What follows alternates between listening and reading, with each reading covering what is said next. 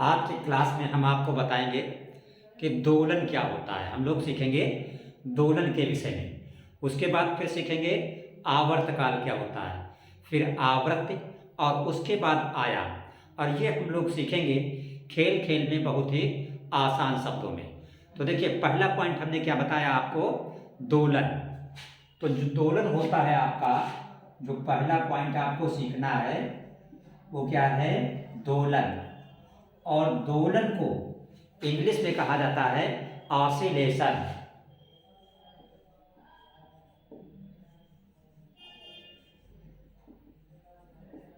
दोलन को इंग्लिश में क्या कहते हैं, ऑसिलेशन कहते हैं।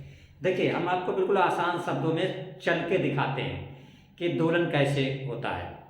देखिए, सपोज कर लो हम यहाँ पे खड़े हैं चुपचाप शांत बिल्कुल, तो ये हमारी क्या है, माध्य स्थिति।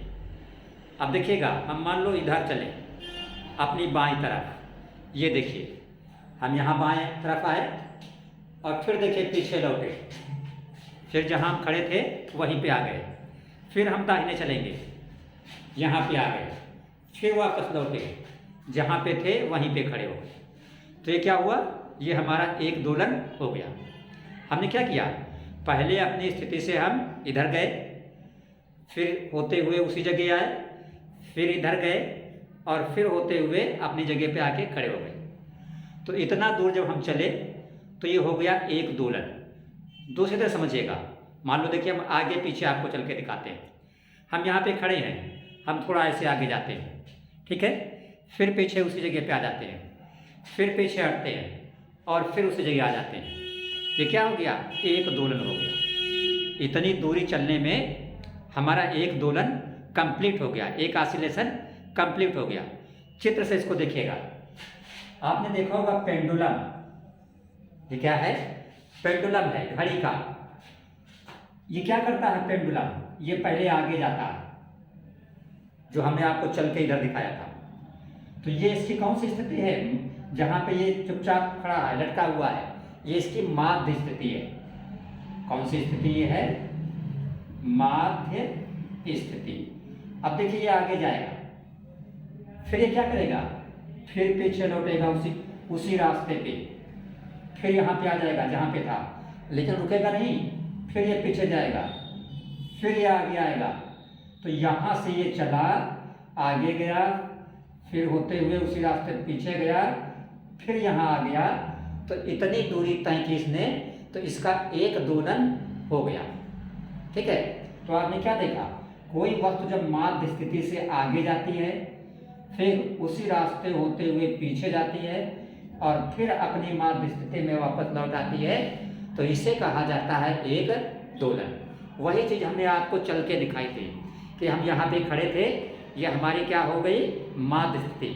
हम इधर हटे बाईं तरफ, फिर आए फिर उसी जगह, फिर गए दाईं तरफ, फिर आए फिर उसी जगह। ये क्या हो गया, इतनी दूरी हमने चली, ये एक दोलन हो गया। क्या हो गया, एक दोलन।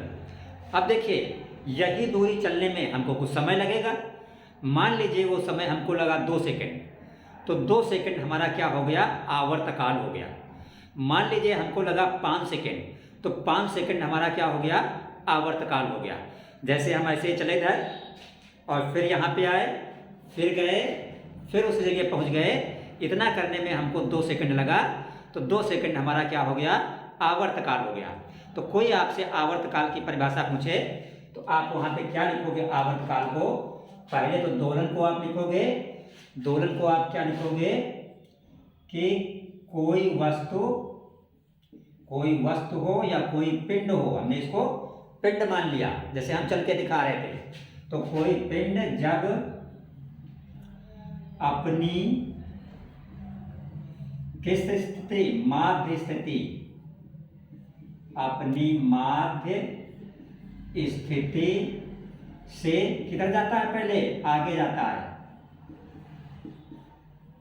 और फिर उसी रास्ते से कहाँ जाता है, पीछे, और पुनः कहाँ पे आ जाता है, माध्य स्थिति में।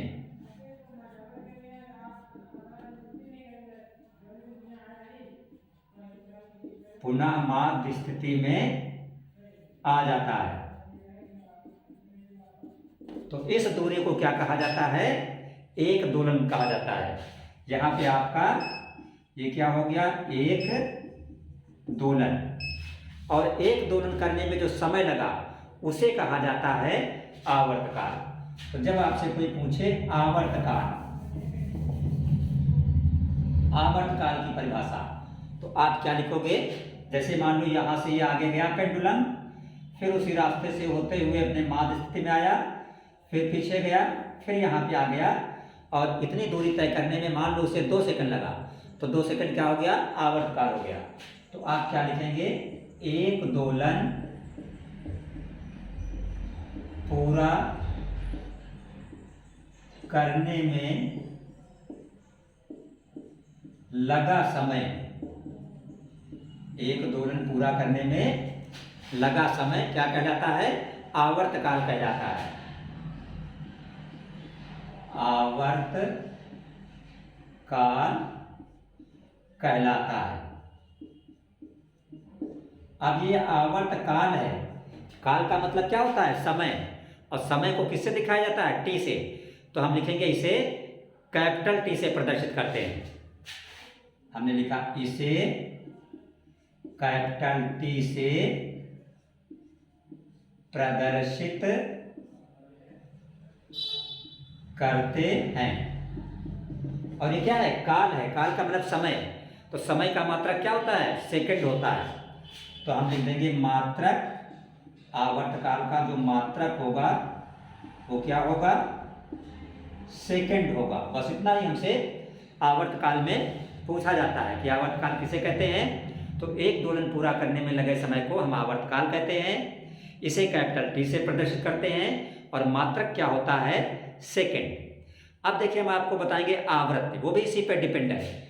जैसे मान लो ये पेंडुलम बहुत तेजी से आगे पीछे हो रहा है, ठीक है? जैसे कोई चीज है, ये पेंडुलम है, आगे गया, फिर पीछे गया, फिर यहाँ पे आ गया, फिर आगे गया, फिर पीछे आया, फिर यहाँ आ गया, फिर आगे गया, फिर पीछे आया, फिर यहीं आ गया, फिर आगे गया, फिर पीछे आया, फिर यहाँ पे आ गया। तो कितने राउंड हो गए? 1 2 3 4। मान लो ये बहुत तेजी स्पीड से गति कर रहा है और ऐसे 4 राउंड मारने में इसको कितना लगा? 1 सेकेंड। कितना लगा? 1 सेकेंड। ठीक। जब आप यहाँ से गए, यहाँ पे आ गए 1 दोलन, फिर गए, फिर आ गए 2 दोलन, फिर गए, फिर आए 3 दोलन, फिर गए, फिर आए तो 4 दोलन। और मान लो ये 4 दोलन लग गए 1 सेकेंड में, तो इसकी आवृत्ति कितनी हो गई? 4 हो गई। तो आवृत्ति के लिए टाइम फिक्स होता है। 1 सेकंड में जितने दोलन होते हैं, 1 सेकंड में जितने दोलन होते हैं उसे कहा जाता है आवृत्ति। तो आवृत्ति की परिभाषा हम क्या लिखेंगे? आवृत्ति। कोई आपसे पूछे आवृत्ति क्या है, तो आप लिखोगे 1 सेकंड में दोलनों की संख्या। 1 सेकंड में दोलनों की संख्या को क्या कहा जाता है? आवृत्ति। बस इतना हो गया।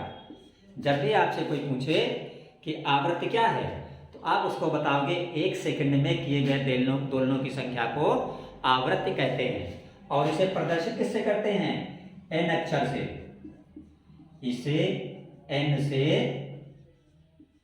प्रदर्शित करते हैं। और हर चीज का एक क्या होता है? मात्रक होता है। तो आवृत्ति का मात्रक होगा चक्कर प्रति सेकंड या हर्ट्ज। तो यहाँ पे लिखेंगे तो इसका मात्रक होगा किसका? आवृत्ति का।